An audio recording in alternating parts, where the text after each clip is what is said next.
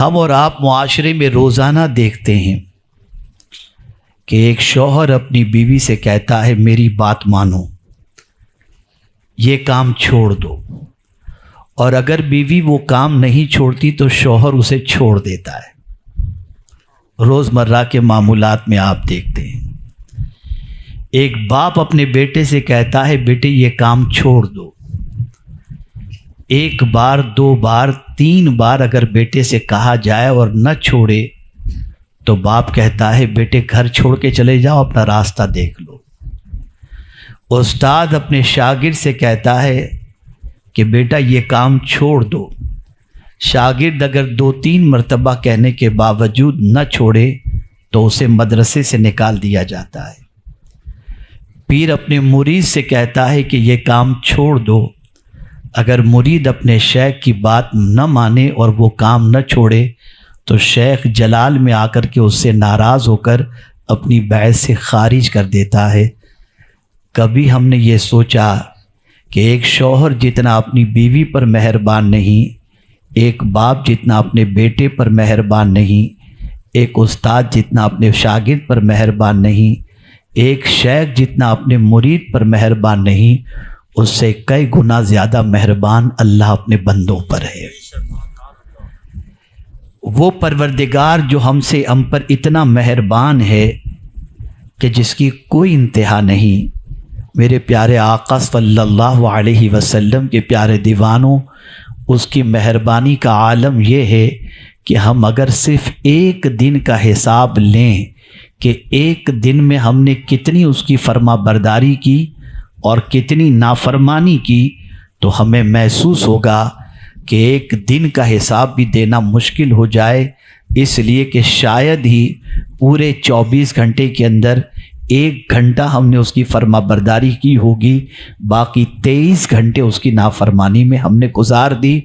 फिर भी तवज्जो चाहूँगा जुमले पर, फिर भी वो हमारे लिए हवा नहीं रोकता, फिर भी वो हमारे लिए सूरज की किरणें नहीं रोकता, फिर भी वो हमारे लिए पानी नहीं रोकता। ये सब कुछ वो हमें अता कर रहा है इसलिए कि वो रहमान और रहीम है, वो पालनहार हकीकी है। उसने कुछ चीज़ों को छोड़ने के बारे में फरमाया। इसको मैं थोड़ा सा और दूसरे एंगल से समझाऊं। शुगर हो गई, डॉक्टर ने कह दिया आपको अगर सेहतमंद रहना है तो मीठा खाना छोड़ना पड़ेगा। छोड़ दिया आदमी ने। आप ब्लड प्रेशर के मरीज़ हैं, डॉक्टर ने कह दिया नमक कम खाना पड़ेगा। तैयार हो गए, अब बग़ैर नमक का खाना खा रहे हैं। मैं आपसे पूछना चाहता हूँ, हम डॉक्टर की भी सुनते हैं और कभी कभी हुकूमत की भी सुनते हैं कि कोरोना में अगर किसी ने मास्क नहीं पहना तो इतनी फ़ाइन देनी पड़ेगी, तो मास्क भी लगा लेते हैं। और कभी कभी हुकूमत कह दे कि इतने डिस्टेंस पर नमाज पढ़नी पड़ेगी तो उसके लिए भी तैयार हो जाते हैं। हम कितने गए गुजरे हैं, सबकी बात मानते हैं लेकिन रब की बात नहीं मानते। हम उसकी मानने के लिए तैयार नहीं। आज मैं वही आपको समझाना चाहूँगा, उसने क्या चीज़ छोड़ने के लिए कहा, ताकि आप आज ये अहद करके उठें कि जो रब हमें अपनी माँ के पेट के अंदर रोज़ी देता था, और जो रब हज़ार नाफरमानी के बावजूद हमें भूखा उठाता है लेकिन भूखा सुलाता नहीं है, हम उस रब के इस हुक्म पर अमल करेंगे कि जिन चीज़ों को छोड़ने के लिए उसने कहा इंशाअल्लाह उसे छोड़ करके ही रहेंगे। तैयार हैं आप इसके लिए? ऐसा जवाब दीजिए मुझे थोड़ा सा इत्मीनान हो इंशाअल्लाह। अब आइए हम सुनते हैं। कुरान कहता है वदरू, छोड़ दो। ये अल्लाह फरमा रहे छोड़ दो। क्या छोड़ दो?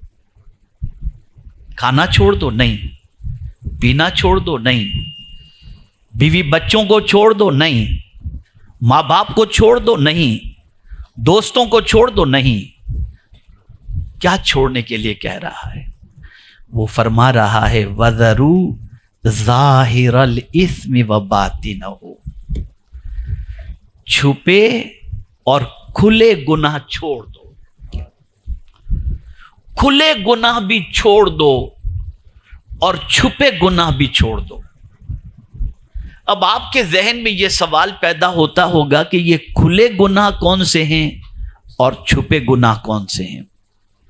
اور پھر میں آپ سے یہ بھی اپیل کروں گا کہ آپ ٹھنڈے دماغ سے آج گھر جا کر کے سوچیں کہ آج جن چیزوں کو اللہ نے چھوڑنے کا حکم دیا ہے ان چیزوں کو مسلمانوں نے کتنا سخت پکڑ کے رکھا ہے، جس کی وجہ سے آج تباہی اور بربادی ہمارا مقدر بن چکی ہے۔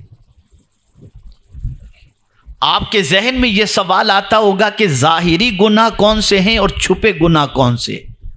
تو میں 4 مفسرین کے قول آپ کے سامنے پیش کر دیتا ہوں، اور یہ چاروں وہ مفسر ہیں جو اپنے وقت کے عظیم امام اور جن کے قول کو تفسیر میں بڑا اونچا مقام موجود ہے۔ میرے پیارے آقا صلی اللہ علیہ وسلم کے پیارے دیوانوں، کلبی نے کہا کہ جو اللہ نے فرمایا کھلے گناہ اور چھپے گناہ، اس سے کیا مراد ہے؟ تو وہ فرماتے ہیں کھلے گناہ سے مراد یہ ہے کہ تمہارے ظاہری اعضاء سے گناہ، ہاتھ سے، زبان سے، پیر سے، ان چیزوں سے جو گناہ سرزد ہوتے ہیں اور ان چیزوں سے جو اللہ کی نافرمانی ہوتی ہے، اللہ فرماتا ہے اسے چھوڑ دو۔ ہاتھ سے کسی کو مارنا بے گناہ کو، ہاتھ سے کسی پر زیادتی کرنا، ہاتھ سے گناہ کا کوئی کام کرنا، تو ہاتھ سے جتنے بھی ڈاکہ زنی کرنا، چوری کرنا، یا جتنے بھی برے کام ہاتھ سے ہوتے ہیں، پیر سے ہوتے ہیں، زبان سے ہوتے ہیں، جس کسی اعضائے ظاہری سے ہوتے ہیں، قرآن کہتا ہے کہ اسے چھوڑ دو۔ سب سے زیادہ گناہ آج کے دور میں اعضائے جسم میں سے کسی چیز سے اگر ہوتا ہے تو وہ زبان ہے۔ جہاں 2-4 بیٹھے غیبت شروع، جہاں 2-4 بیٹھے چغلی شروع، جہاں 2-4 بیٹھے کسی کی آبرو پر ہاتھ ڈالنے کے منصوبے شروع۔ خبردار، اپنی زبان، اپنے ہاتھ اور اپنے پیر کو لگام دو، اور ان چیزوں کو گناہوں میں جو ہے گناہوں سے آلودہ نہ کرو۔ اللہ نے فرمایا وَذَرُوا ظَاهِرَ الْإِثْمِ، جو کھلے ہوئے گناہ ہے اس کو چھوڑ دو۔ تو ایک مفسر کا قول کیا ہے؟ اعضائے جسمانی سے جو گناہ ہوتے ہیں وہ ظاہری گناہ ہیں، اور قلبی کا قول باطنی گناہ سے مراد، چھپے گناہ سے مراد، اس لیے کہ قرآن نے کہا کھلے گناہ بھی چھوڑ دو اور چھپے گناہ بھی چھوڑ دو۔ تو کھلے گناہ تو سمجھ میں آ گئے کہ اعضائے جسمانی سے جو گناہ ہوں وہ کھلے گناہ، اور چھپے گناہ سے کیا مراد؟ تو قلبی کہتے ہیں اس سے مراد دل ہے، کہ دل کے اندر گندے خیالات نہ لاؤ، دل کے اندر برے خیالات نہ لاؤ، دل کے اندر گندی نیتیں نہ لاؤ، دل کے اندر برائیوں کا تصور نہ لاؤ، دل کے اندر برائیوں کے بارے میں منصوبہ بندی نہ کرو، دل کے اندر غلط محبت کو جگہ نہ دو، اس لیے کہ قرآن کہتا ہے وَنَعْلَمُ مَا تُوَسْوِسُ بِهِ نَفْسَ، اللہ فرماتا ہے تمہارے دل کے اندر جو وسوسے پیدا ہوتے ہیں، کوئی جانتا ہو یا نہ جانتا ہو، اللہ فرماتا ہے ہم اسے جانتے ہیں۔ ہم 1000 مقدس بن کر آپ کے سامنے بیٹھے ہوں، لیکن دل میں کیا گل کھل رہے ہیں اور کیا کھچڑی پک رہی ہے، کوئی جانتا ہو یا نہ جانتا ہو، لیکن اللہ جانتا ہے۔ مجھے یہاں پر مولا علی کی ایک بات یاد آتی ہے۔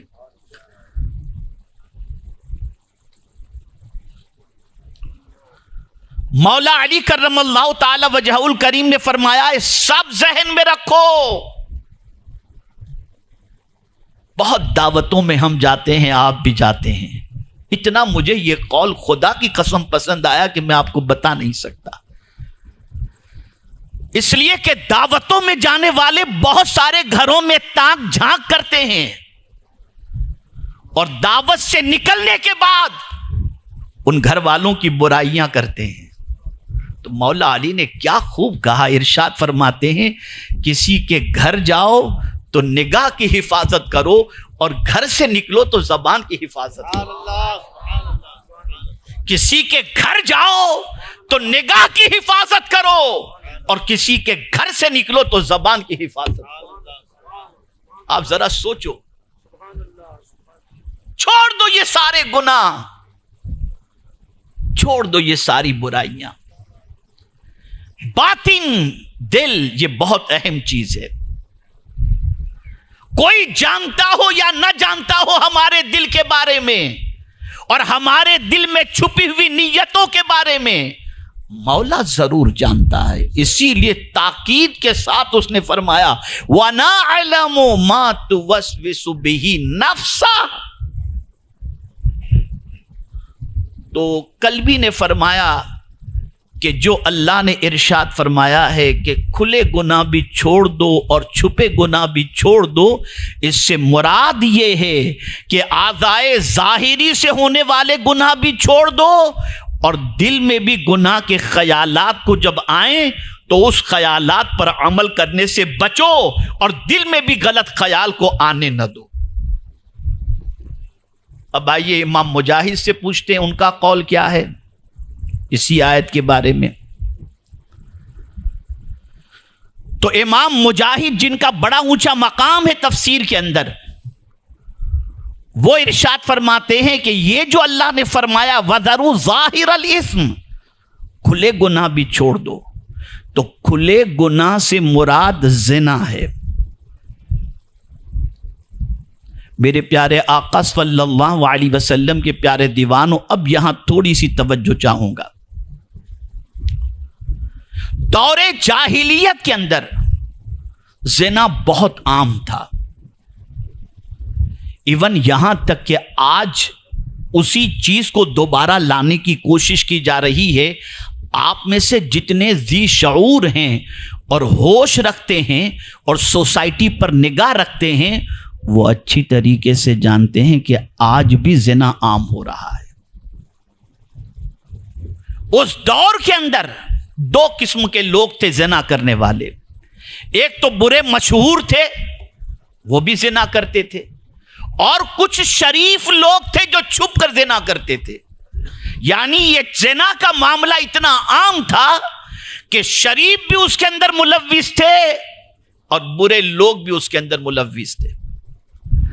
آج بھی یہ زنا کا معاملہ بڑا تیزی سے پھیل رہا ہے اور اتنا تیزی سے پھیل رہا ہے کہ اللہ اکبر، اسی کے حوالے سے قرآن نے کہا وَلَا تَقْرَبُوا الزِّنَا، زنا کے قریب بھی مت جاؤ.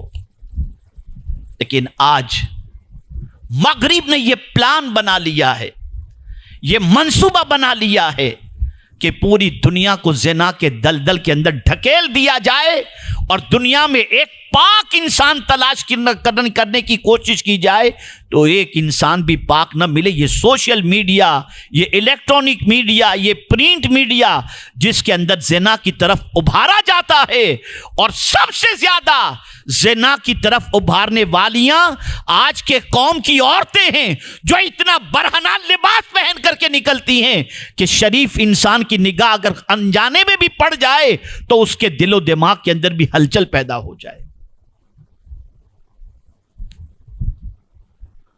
تو قرآن نے کہا، امام مجاہد فرماتے ہیں اس سے مراد زنا ہے، کہ زنا جو ظاہری گناہ ہے اسے بھی چھوڑ دو.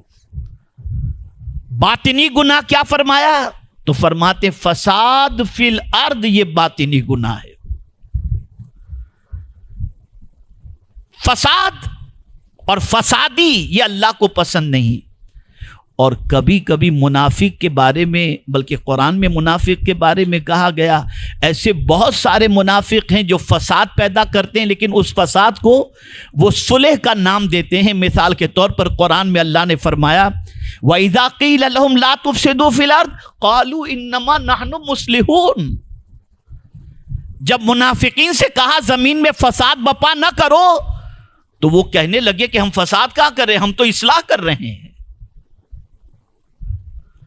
فساد بہت بری چیز ہے۔ فساد کا معنی ہوتا ہے بگاڑ۔ قرآن کا انداز دیکھیے، فساد کے معنی ہوتا ہے بگاڑ۔ جو بھی سوسائٹی کے اندر بگاڑ پیدا کرے گا وہ باطنی گناہ کے اندر گرفتار ہے۔ اگر رسم کے اعتبار سے کسی نے بگاڑ پیدا کیا، رواج کے اعتبار سے کسی نے بگاڑ پیدا کیا، عادات کے اعتبار سے کسی نے بگاڑ پیدا کیا، کاروبار کے اعتبار سے کسی نے بگاڑ پیدا کیا، عادتوں کے اعتبار سے کسی نے بگاڑ پیدا کیا، اللہ عز و جل ایسے بگاڑ پیدا کرنے والے سے محبت نہیں فرماتا، بلکہ اللہ فرماتا ہے ان اللہ لا یحب المفسدین، کہ بے شک اللہ بگاڑ پیدا کرنے والے، فساد کرنے والے سے محبت نہیں فرماتا۔ تو قرآن کہتا ہے اس گناہ کو بھی چھوڑ دو۔ آپ کو یہ سوچنا ہے اور ہم کو یہ سوچنا ہے کہ ہماری کون سی چیز ایسی ہے جس سے سوسائٹی کے اندر بگاڑ پیدا ہوتا ہے۔ اب اس کو میں تھوڑا سا سمجھاؤں۔ نت نئی رسمیں آج شادی میں لوگ لے کر کے آتے ہیں، بالکل نئی نئی رسمیں، ایسی ایسی رسمیں لے کر کے آتے ہیں۔ ایک چھوٹی سی رسم بتاؤں، چلیے یہ کوئی ایسی بری چیز نہیں ہے، ایک شوق ہے، ٹھیک ہے، لیکن اب دولہا قلم اس کے لیے جو ہوتا ہے سائن کرنے کے لیے، وہ بھی بڑے پنکھ والا اور بڑا خوبصورت، یہ بھی ایک نئی چیز ہے، سادے قلم سے نہیں ہوتا۔ چلیے یہ کوئی اتنا بڑا بگاڑ نہیں، لیکن لڑکے لڑکی کو، دولہا دلہن کو ایک ساتھ میں ریسیپشن یا ولیمے کے اندر بٹھانا تاکہ ہر کوئی دلہن کو بھی دیکھ لے، اور بے پردگی کی وجہ سے وہ اپنی نگاہوں سے غلطی کر بیٹھے، گناہ کر بیٹھے۔ اب کسی کو اس کی فکر نہیں ہے، وہ سوچتا ہے ہیرو نے کیسا کیا تھا، ہیروئن نے کیسا کیا تھا، ٹی وی سیریل کے آرٹسٹ نے کیسا کیا تھا، ویسا ہی کرنا ہے۔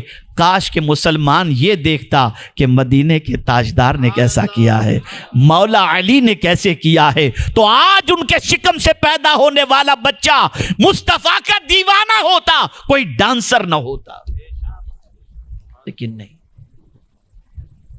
جس کسی نے اس کی ابتدا سوسائٹی میں کی، اور اگر سوسائٹی کے لوگ اسے دیکھ کر اس راستے پر چلے تو جب تک یہ گناہ کا کام کرتے رہیں گے، جس نے آغاز کیا ہے وہ سارا گناہ اس کے کھاتے میں جمع ہوتا رہے گا۔ بگاڑ مت پیدا کرو، بگاڑ مت پیدا کرو۔ تو امام مجاہد نے یہ فرمایا کہ ظاہری گناہ سے مراد زنا ہے، اور باطنی گناہ سے مراد فساد فی الارض ہے۔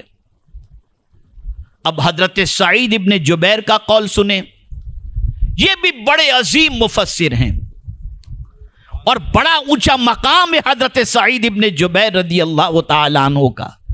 انہوں نے اس کی کیا تفسیر فرمائی؟ تو ارشاد فرماتے ہیں وَذَرُوا ظَاهِرَ الْإِسْمِ، جو کہا گیا کہ ظاہری گناہ کو چھوڑ دو، اس سے مراد ہے کہ محارم سے نکاح کرنا چھوڑ دو۔ دور جاہلیت کے اندر باپ بیٹی سے نکاح کر لیتا تھا، بھائی بہن سے نکاح کر لیتا تھا، اور معاف کیجئے گا یہ سلسلہ اب ہندوستان میں بہت سارے علاقوں میں شروع ہو چکا ہے۔ اگر آپ سوشل میڈیا دیکھتے ہوں گے تو یوٹیوب پر باپ بیٹی کا نکاح آپ نے دیکھا ہوگا، اور بھائی بہن کا اور چچا بھتیجی کا نکاح بھی آپ نے دیکھا ہوگا۔ یہ حالات آ گئے۔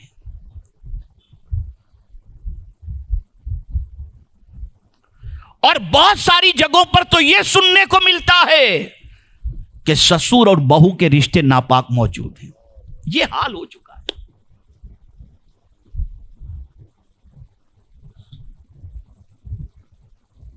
قرآن کہتا ہے چھوڑ دو اسے، اس ظاہری گناہ کو چھوڑ دو۔ اور وباطنہ سے حضرت سعید ابن جبیر نے کیا مراد لیا؟ زنا مراد لیا. انہوں نے فرمایا کہ زنا بھی چھوڑ دو، اس لیے کہ لوگ نکاح کر لیتے تھے محارم کے ساتھ، اور بہت سارے لوگ زنا کرتے تھے بغیر نکاح کیے ہوئے، تو دونوں کی پوزیشن اسی قسم کی تھی. تو زنا سے مراد چھپ کر، جو لوگ محارم سے نکاح نہیں کرتے تھے وہ چھپ کر زنا کرتے تھے، اور جو لوگ محارم سے نکاح کر لیتے تھے وہ علل اعلان کرتے تھے، اس لیے قرآن نے اس سے روکا. اب چوتھی تفسیر جو ہے اسے ذرا ذہن میں رکھیے گا اور غور سے سنیے گا. چوتھی تفسیر ابن زید کی بڑی زبردست تفسیر ہے،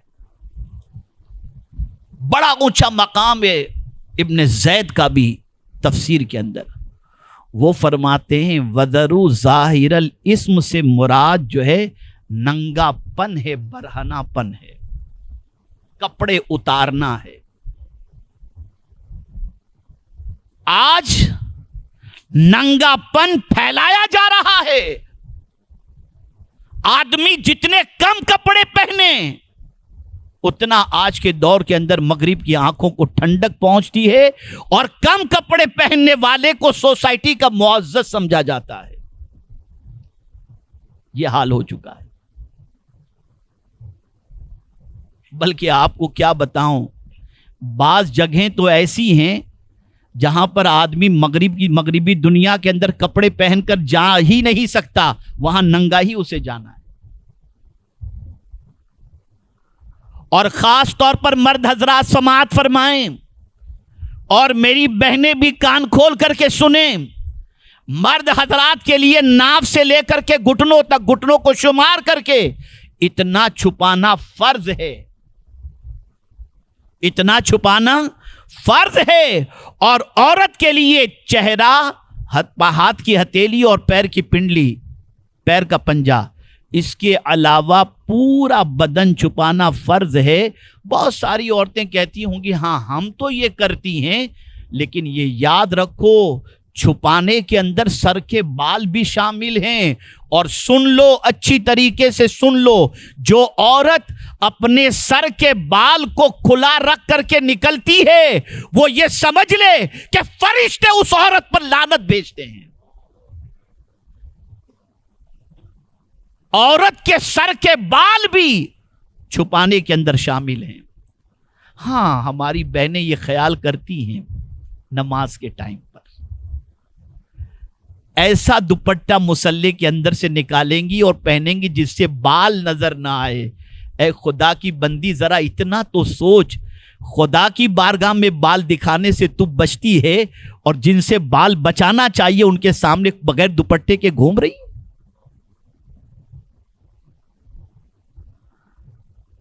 مغرب پر یہ دوپٹہ بڑا بھاری ہے، مغرب پر آپ کا برقع بہت بھاری ہے. وہ دوپٹے کو کسی پہاڑ سے کم نہیں سمجھتے،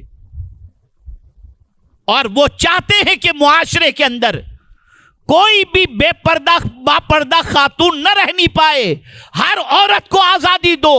اور اب تو ہم نے کان پکڑ لیا ہے شادیوں میں جانے سے. بہت ساری شادیوں کے اندر العیاذ باللہ شاید ہی کہیں کسی عورت کے سر پہ دوپٹہ ہو، اور کپڑے تو ایسی پہنتی ہیں کہ العیاذ باللہ العیاذ باللہ العیاذ باللہ. کیا جواب دیں گی خدا کو کل قیامت کے دن مجھے نہیں معلوم. جو عورت اپنے جسم کی نمائش کرے اور یہ چاہے کہ مرد اس کے جسم کو دیکھ کر اس کی طرف مائل ہو، وہ عورت اگر مر جائے بے حیا، 1000 قرآن اس کے لیے ایصال ثواب کیے جائیں، کسی کا کوئی فائدہ نہیں جب تک کہ وہ توبہ نہ کر لے. آپ سوچتے ہوں گے یہ میں نے کہاں سے کہا، تو سن لو. ایمان حیا کے بارے میں جو فرمایا گیا، الحیاء شعبۃ من الایمان، حیا عمل کا نام نہیں ہے، حیا ایمان کی شاخوں میں سے ہے، اور جس سے حیا نکل گئی اس سے ایمان بھی قدر رخصت ہو گیا.